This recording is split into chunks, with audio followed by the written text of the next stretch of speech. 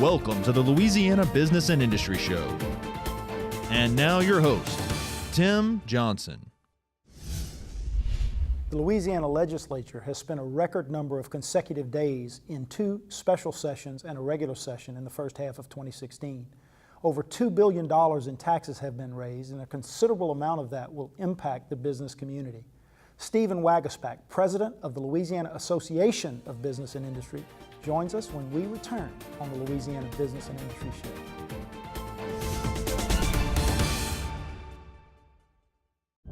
Since 1919, we've designed and constructed hundreds of industrial plants, roads, ships, dams, and executed some of the most complex jobs in the world. In fact, our quality and dependability are legendary. Today, the legend continues as Brown & Root delivers engineering, construction, maintenance, and industrial specialty services throughout the U.S. and the world from our headquarters here in Louisiana. We are Brown & Root.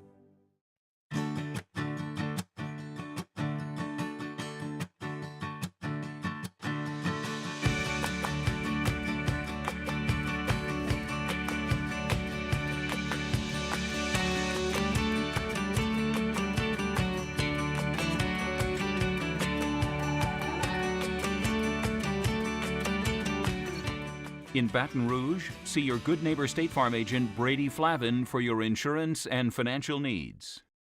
For over a quarter century, Kelly's has operated with honesty, integrity, and above all, safety.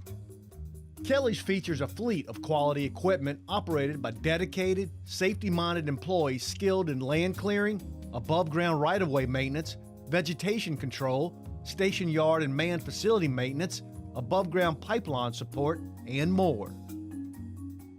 Kelly's Industrial Services, where pipeline right-of-way maintenance gets done right.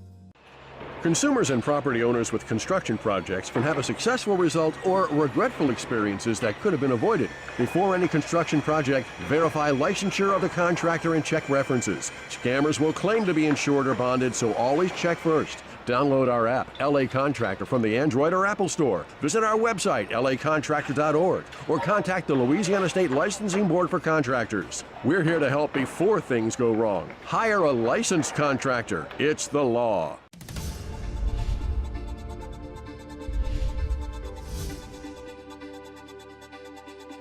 Welcome back to the Louisiana Business and Industry Show. Stephen Waguespack, president of the Louisiana Association of Business and Industry, joins us again. Stephen, welcome back. Thanks, Tim. Appreciate the opportunity to be here. Let's jump into it. We've had more consecutive days in session than any other time in the history of the Louisiana legislature.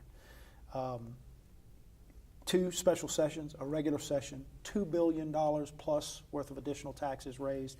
A lot of that's going to focus and be focused on business and industry in our state. But let's recap for our viewers just where we started, right? Mm-hmm. The first half of last fiscal year going into the full fiscal year that began July 1, what was the magnitude of the problem that, quite frankly, Governor Edwards inherited? Sure. So when he was inaugurated in January, I say he, I mean the governor, he came in, there was a $750 roughly million shortfall in the current fiscal year. And in Louisiana, fiscal years go July to July. So you come in January, for the next 6 months, you have $750 million deficit. And then for the following fiscal year, starting July 1, it was projected around $2 billion. And so that deficit greeted him when he came into the door. And so that kind of became the cloud hanging over the inauguration and what really was the precipice for bringing in the two special sessions where we came in. These deficits have persisted. Now, going back to the last half of Governor Jindal's last term, a significant amount of revenue was raised in that last regular session. We thought we had covered the budget in terms of the revenue that was needed to fund the services that were on the books. But we ended up with that, as you say, $750 million deficit at the end of that session. We started this fiscal year with what was going to be a significant deficit. So the question becomes, what is the structural problem? And there's been a lot of debate about that, right? You hear some say, no, we've got a budget problem, we've got a dedications problem, we've got a constitutional problem, and then others say, no, we really do have a spending problem. You and I talked a little bit about before we started taping today that we probably have more of a deficit in things that we want in state government necessarily. What is the truth, Stephen? Where are we? What's the issue? Well, before we get to what I think the issue, I want to just let's talk about how we define deficit right now. The problem we have in this state, and let's be clear, it's been a problem for a while now, the way we define deficit.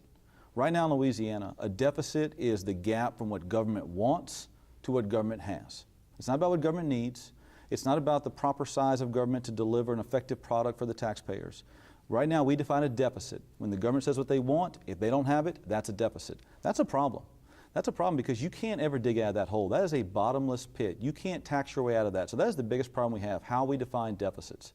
But then to your pointed question, what's the issue? I think the problem is it's a three-legged stool. It's budget, it's structure, and it's revenue. Let's talk about budget, for instance. Our budget's big here in Louisiana. We're the largest per capita spender in the South at a state level. We're the largest per capita spender at a local government level in the South. So we spend at a very high level. We've been a populous state for a long time. We've always had a heavy government spend considering the size of our economy and the size of our population. So we spend too much. That's the first part. The second piece is structure.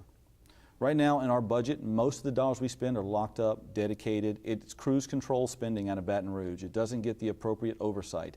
We've got to start unlocking some of the billions of existing dollars and start finding what's our priority. If we want to invest in LSU, if we want to invest in private hospitals, if we want to invest in roads, if we want to invest in our priority, there's dollars in Baton Rouge that can go there, but it's been locked up and dedicated to some other cause used generations ago. We've got to unlock the budget. The third leg of the stool is revenue. We do have a revenue problem, but let me explain what our revenue problem is. It's not what you hear out of Baton Rouge that we don't have enough taxpayer money. The revenue problem is, in the days after Katrina, we had a false economy in here. Our revenues inflated largely in a short time period, and government inflated largely in a short time period also. And when that false economy sucked back out, we didn't do the hard work to bring government back down to proportionate levels. So when that false economy came out, we didn't have the revenue to fund the government that we created. That's our biggest problem. Hanging over that revenue piece is, right now we got an economy that's hurting, man. It's hurting big time. We have lost 20,000 jobs over the last 12 months. 20,000 jobs in the last 12 months, that's a big deal. And right now, instead of talking about that, how are we going to stimulate the economy, all we're talking about is, what is that doing to tax revenues for government? What is that doing to government spending levels? That's the wrong discussion. So the three-legged stool problem, budget, structure, and revenue. And I think those are the big causes of what we talk about. I say it so much that I worry that our viewers and our listeners on radio are going to get tired of hearing me say it, but it's an oversimplification. But my philosophy, my theory on government budgeting is very simple. Let's define fewer priorities. Let's fund those priorities adequately so that we can demand excellence from them, not mediocrity. And then let's say that if we have some dollars left over after we've adequately funded what should be our real priorities, then let's spend those dollars on things we might want or things that we don't necessarily need. We haven't done that in our state. We've spread those resources so thinly that at least for me, it's hard to point to anything that state government is doing really, really well. And that's a frustration because we keep hearing that we need more money, we don't have enough. On the other hand, we see reports that say we are top of per capita spending, both state and local. Yet we see the condition of our highways, and we see the traffic that we sit in, and we see all these other issues where state government is not functioning properly. A real frustration, and particularly a frustration for the business community. Yeah, I mean, look, there's a common sense test that has to play in here. I mean, we could talk about stats and data all day long. The common sense test is this. You don't feel like you're getting the best bang for the buck for what we're paying here in Louisiana. I mean, we all take road trips. You drive to Florida, you drive to the Midwest. I mean, it's the summer right now. People are taking their family vacations. You drive to other states. You see the quality of the roads. You see the amount of litter on the other side. You kind of understand a little bit how the neighboring universities and neighboring state, K-12 schools compare to us, and you know that they're getting a better bang for the buck. Is it the fact that we don't tax our people enough, or is it the fact that the tax dollars aren't being used most effectively? Common sense will tell you what the real answer is there. Now, you won't hear that a lot of times in the mainstream media, and you won't hear that a lot of times from the hot air coming from the state capitol. The reality is common sense tells you is there are sufficient resources going to Baton Rouge every single year. We're not getting the quality product out of it. And look, this has been a generational problem here in Louisiana. Yeah, this is not something that Governor Edwards and his administration created on their own. We've been stubbing our toe on this coffee table for years in Louisiana, and we're looking at the coffee table every single year and scratching our heads saying, how do we fix this problem? The coffee table's the problem, and we won't address the sacred cows in our budget, in our spending, in our policies that are holding us back for too long. I want to come back from break and talk about some of those specific things and talk about the amount of taxes that have been raised and their specific impact on business. We're visiting with Stephen Waguespack. He's the president of LBIS, the Louisiana Association of Business and Industry, and you're watching the Louisiana Business and Industry Show.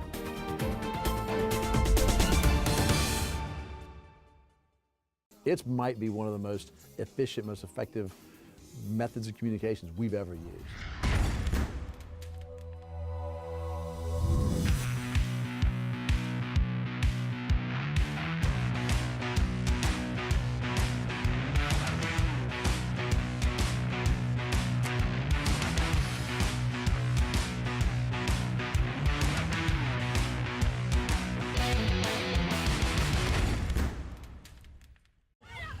What if I said that the American dream is alive and well, and that it exists for anyone willing to build it? That the power of a nation does not reside in its monuments, but in the hearts and minds of those who built them, and that the country's greatest heroes also wear hard hats. In today's America, it's not enough to dream about the future. You have to build it. Build your future at byf.org. For more than 25 years, the TJC Group has been helping industry communicate and build relationships with communities, elected officials, and governmental agencies. We are the leading firm in the U.S. for the development, management, and facilitation of industry-based community advisory panels.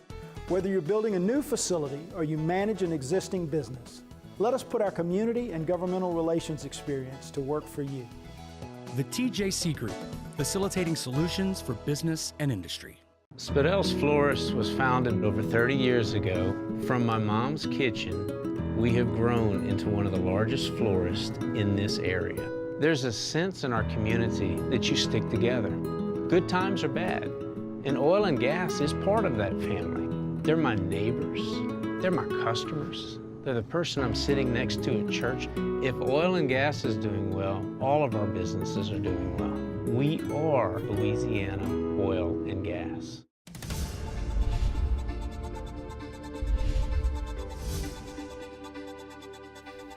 Welcome back to the Louisiana Business and Industry Show. Our guest is Stephen Waguespack, the president of LBIS, the Louisiana Association of Business and Industry.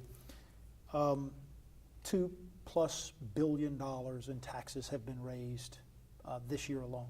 The largest tax increase in the history of our state over the course of a 6-month period. Let's talk specifically about the taxes that were raised, how they're staggered, and then your thoughts about the impact that these taxes are going to have on business operations and business growth in our state. Sure. So we've had over the last 4 sessions since last year, 3 of them been dedicated to raising taxes. So the last regular session and then 2 specials this year. Collectively, I would argue that pretty much every single business credit or exemption has been either altered, reduced, or eliminated over that time. Every single one. You know, a lot of times you hear about, hey, business doing its part. Listen, I want to make sure I repeat that. Every single business credit and exemption has either been altered or reduced over the last 3 sessions, over the last 12 months.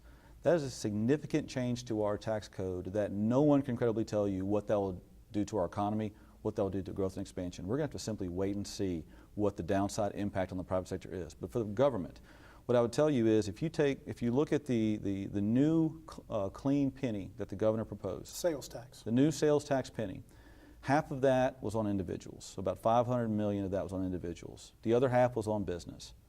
That one half is pretty much the only non-business tax that was raised over those last 3 sessions. Everything else is on business. And so of the $2+ billion, about $500 million of it is on individuals, and the rest is going to fall on business. Ballpark, I would say about 1.2 to 1.4 each year on the backs of business, and about half a billion on individual. And I'm not trying to make light of the individual tax either. I mean, look, all of these have an impact. Particularly in this economy where 20,000 people have lost their jobs. Absolutely. Right? You're losing your job and you got a new sales tax on there. It's a big deal. Now, for the business side, I would say, you know, we're definitely a manufacturing state. We're a chemical state. We've got these large oil and gas companies and these small mom and pop oil and gas companies that support these spin-off companies. That's our base for the years. We diversified our economy some, but that's the base of our years. Those baseline industries are the ones that got hit the hardest over those last 3 sessions. On the manufacturing front, every manufacturing input has a higher tax rate. Every manufacturing output has a higher tax rate. We now tax utilities, we now tax losses, we tax a number of fronts that go into the manufacturing process that we didn't do before. Now, that makes us very uncompetitive with other states and countries. Particularly with Texas, which is right next door, that has a similar economy to ours, and is doing everything they can to reduce taxes and recruit jobs. Well, similar in one sense. I mean, they're a lot bigger. They have scale. Right. We don't have scale. They have resources, they have people, they have infrastructure, they have the same access to the Gulf of Mexico we have, they have the same oil underneath their ground that we have. They have scale. And so in order to compete with them, we need other issues to make us competitive. And our tax code in the past has been one that's helped us compete. That's no longer the case. You know, I say this before, if we're surrounded by 3 Mississippis, it wouldn't be that big a deal. We're not. We're surrounded by Mississippi, Arkansas, and Texas. And Texas is licking its chops right now, looking at some of the changes we've made over the last 12 months. And it will have an impact both in the short term and in the long term. You know, businesses say the thing we need most is stability, consistency, continuity, clarity. And the changes that we've made obviously have impacted all of those things. Now let me ask you about something else, 2 other things. First of all, you guys did a study at LBIS prior to these 2 special sessions that raised taxes this year that said over the course of the previous 10 years, our economy grew at about 25%, while state government grew at 44%. That's just unsustainable, and it's completely out of whack in terms of where we need to be. And you know, you talked about the false Katrina economy and some of those things, but overall perspective on an economy growing at a much slower rate than government is. Well, yeah, I mean, not only have we grown over the last decade in government spending compared to our economy, it's how we grew. We had a sharp spike in the days after Katrina. We came down at when that false economy pulled out, and then we hovered around $25 billion for about 5 or 6 years. The budget that just passed this year is in the upward $28 billion level. So we have a state budget that is roughly $2.5 billion larger than last year. Yet all we hear about is the deficit that it incurs there. But you know, we're still at a level that is much higher than the day before Katrina. The year before Katrina, our budget was about $17.5 billion. And right now, we're knocking on the door of $29 billion. I mean, that is a huge spike over a 10-year period. Well, let me ask you about that, because I heard our mutual friend, a guy that we both have a lot of respect for, Commissioner Jay Darden, say that one of the reasons this budget is up over $2 billion from the previous fiscal year is that there aren't any, quote, gimmicks in this budget, that it's more realistic, that it's not based on some of the smoke and mirrors, as he said, that the Jindal administration had used before. So let's dive into that extra $2 billion, because we talked about $2 billion in deficits. We've talked about $2 billion in additional taxes have been raised. One of the things that may go unnoticed a little bit is that the actual budget is $2 or $2.5 billion more than it was in the last fiscal year. What makes up that increase? You know, a big chunk of the increase this year is the expansion of Medicaid, the additional federal dollars that come with it. And so we don't know quite yet what the effect of that's going to be. The administration has projected in there that it's going to save about 25%.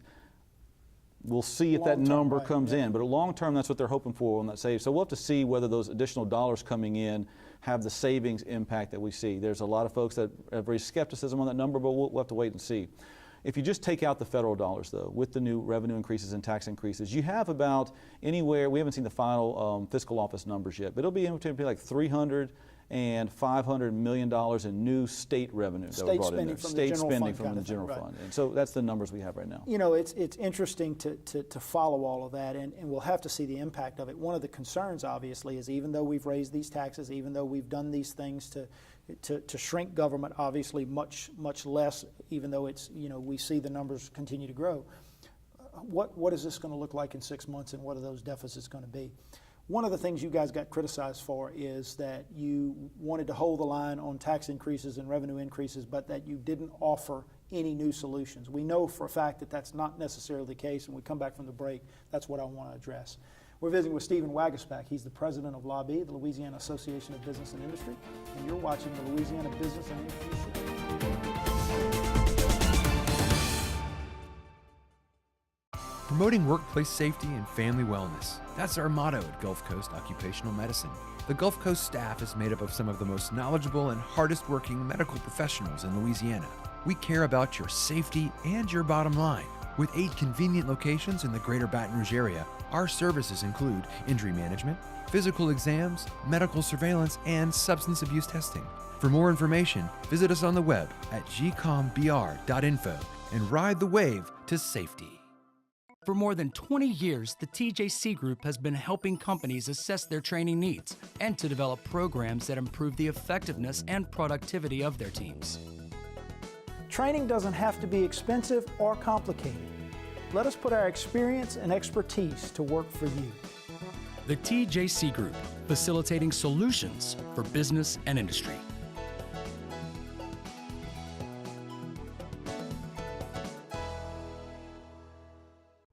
What if I said that whatever good things you build you?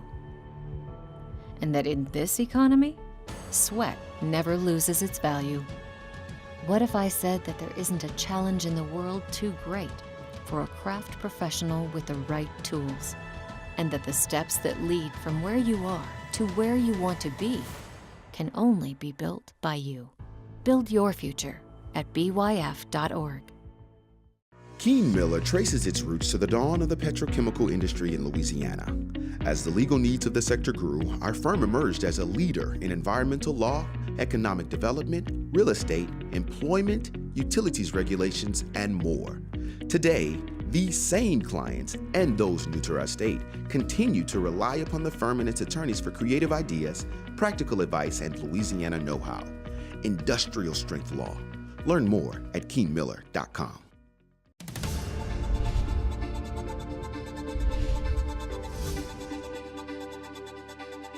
Welcome back to the Louisiana Business and Industry Show. Stephen Waguespack, president of LBIS, is our guest. You took some personal heat from the legislature. LBIS as an organization took significant heat around this idea that you and the organization were opposing all of the new revenue measures while, from their perspective, not offering real solutions. Now, you came out early in the first special session with a sort of a plan that was based in good common sense business practices, but that would have created a bridge to get us to a place where we could reform our tax code and reform our budget structure. Somehow that got glossed over in the criticism, but let's address it both from your personal perspective and from the perspective of the organization. Well, I would say, first of all, that I think it's a garbage argument, to be honest with you. I mean, you know, right now in the state capitol, if you walk in with a message of, you know, not putting undue burden on the backs of taxpayers, if you walk in with a message of, you know, government needs to make sacrifices in the same way people in this economy are making sacrifices, if you walk in with a message of job creation, of economic growth, of trying to expand and diversify our economy, if you walk in with that message right now, you're ridiculed, chased out of the building, and condemned, and fingers pointed at you left and right. That's just the way it is right now in the Capitol. And so, you know, anytime that we kind of are the receiving end of that, I almost take it as a badge of honor, because I know that our message is good for the Louisiana people and good for this state. I think the state did not all of a sudden over the last several months just take a hard left turn. I think what the people of this state want is a government that's responsible. They want their taxpayer dollars treated fairly, and they want jobs, and they want economic growth, and they want to see their communities improved and, you know, make it better tomorrow than it was yesterday. And right now, if you walk in with that message and you try to pretend that government isn't the answer to everything, you're chased out of the building, and that's just the way it is right now. Well, and I think that a good reality check would be to go sit down with a lot of those people in the southern part of this state who have lost their jobs because of the downturn in the oil industry and the sacrifices that they've had to make as families. So, well, look, Tim, real quick, a couple of those people have actually come into the Capitol and tried to talk to committees about the impact on the economy has had on them, and they've been chased out of the building too. This isn't just an us issue. People who walk in with that message, they're not being heard right now, and it's a big problem. We've had, depending on where you read and what you listen to, $100+ billion worth of announced economic development in this state over the last 3 or 4 years. A lot of local economic developers and the State Department doing a really nice job attracting businesses. We had a highly rated business climate, not so much anymore. About half of the 150 billion or so of those projects have broken ground and or been completed. About half have not yet started, and we see some pumping of the brakes out there, quite frankly. A lot of it might have to do with the downturn of the oil industry and factors outside of the state, but certainly those business leaders who are prepared to invest dollars in our state are looking at what goes on here in Baton Rouge, and they have to be questioning it. What do you hear out there? Well, I mean, you're right. A press release is not a shovel. And we've had a lot of announcements that talked about jobs coming, investments coming, companies expanding, but until they actually break ground, you know, we can't count on that. And when you change the tax code 3 times in 12 months, when you constantly, every time that something, you know, is trying to be pitched in the Capitol, business is blamed for every problem government has, people read that, people understand that, and a changing tax code in an anti-business environment doesn't stimulate investment. And so I am worried about some of that investment coming in. I am worried about some of the ground that has already been broken, how fast that will go to completion.